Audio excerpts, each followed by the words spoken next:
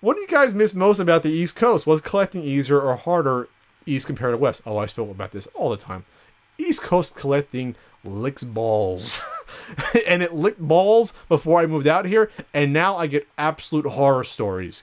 Compared to even when I left in 2009, it was getting very difficult to find a damn thing, and now it's like dried up entirely on the East Coast, at least in New Jersey. I think it's located. I think it's more. I think it has more to do with very specific location, and I think it has to do with timing, because where I was in Buffalo in 98, 99, when I was doing most of my buying, it was a paradise. 98 though. Yeah, I'm talking about I know, 5 years ago. I mean, now I don't know. I mean, I do know that the guy who was at the Super Flea in Buffalo, which is closing down eventually soon here, the Super Flea, was still selling his stuff for very reasonable prices, his NES games.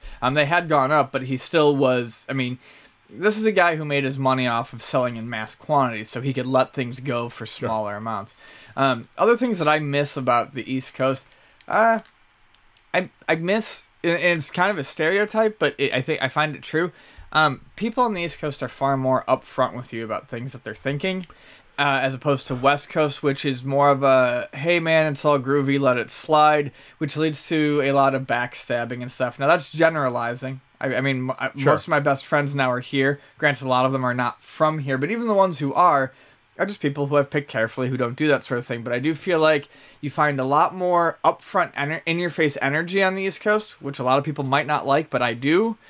And I find that you have a lot of things left unsaid on the West Coast, which bothers me.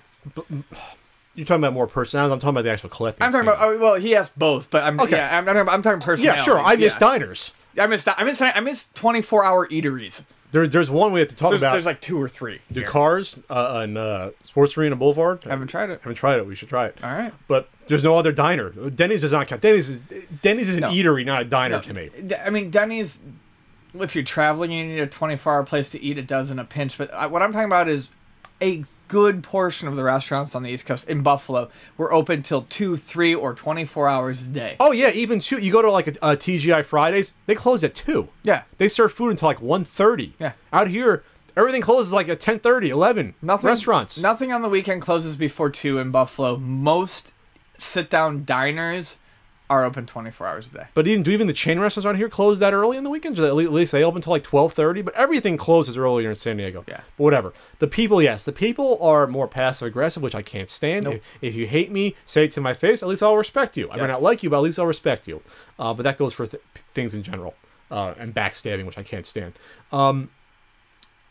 Girls are pretty out in the West Coast. And they're nicer. That's the other thing. True. But the game deals, though, yes. It seems like it was like 3 years behind. So the first 3 years, I moved out to San Diego. In the 3 years I was out here, and I said this before, and it's true, I bought more games from the flea markets here in the 3 years versus the 10 years I had been in flea markets before in New Jersey. Easily, at least, maybe double the amount. The collection I brought here was probably half. Not even. I'd say a third of what before I came here. I always wonder how much. A third at most. We've talked about it, and I think I put more emphasis on it than most people do. I wonder how much of that was just regional, though. Just being in a fresh area with new stuff. It could be, but I mean, I don't know. I think it's the mentality. I don't know. Maybe people are more on the go looking for deals. And like I always said, the first reseller I encountered it was the first one I saw really that affected me, and plus he was an asshole. That was back in like 2006, 2005. And was that when you first visited Luna Video Games and interacted with me? No, that was 2008. Oh, okay. Which was a very fine experience, and I bought Baby Boomer. And Prince of Persia Boxed. Prince of Persia Boxed? Was it complete?